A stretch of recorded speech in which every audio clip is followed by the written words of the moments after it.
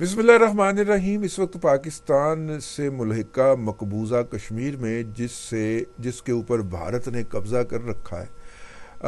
وہاں پہ ایک دفعہ پھر آزادی کی جد و جہد ہے وہ کروٹ لے رہی ہے، اور کوئی دن نہیں جاتا جب بھارت کی قابض افواج جو ہیں وہاں پہ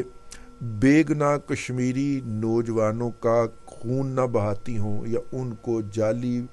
پولیس مقابلوں کے اندر یا جعلی فوجی مقابلوں کے اندر شہید نہ کرتی ہوں۔ کوئی دن نہیں جاتا۔ تو یہ امر اس بات کا اشارہ کرتا ہے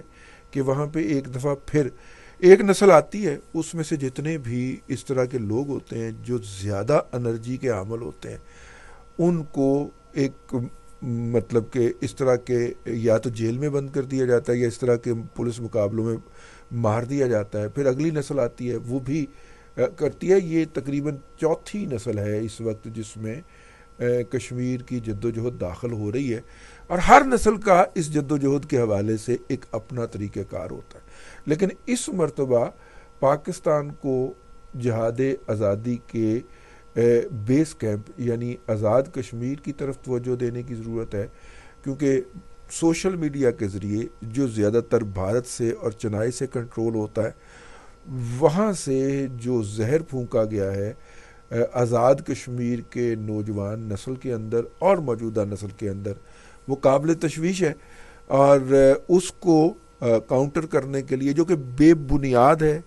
جھوٹ ہے، جس طرح کا پروپیگنڈا پولیٹیکل فرنٹ پہ پاکستان کے اندر پھونکا گیا ہے اور ایک فتنے کو پروموٹ کیا گیا ہے، وہ بھی وہیں سے ہوا ہے، اسی طرح کا یہ جو فتنہ ہے، یہ جو خباستیں ہیں، یہ آزاد کشمیر کے اندر گئی ہیں، اور نفرت کو اس طرح بڑھا دیا گیا ہے کہ بعض لوگ تو اپنا مذہب بھی بدل گئے ہیں یا بدلنے کے اوپر تیار ہیں۔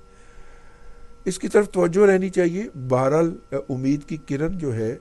جو کہ برقرار رکھی ہوئی ہے مقبوضہ کشمیر کے نوجوانوں نے، اور روزانہ اس دیے کے لیے اپنا خون دیتے ہیں، ان کو سلام۔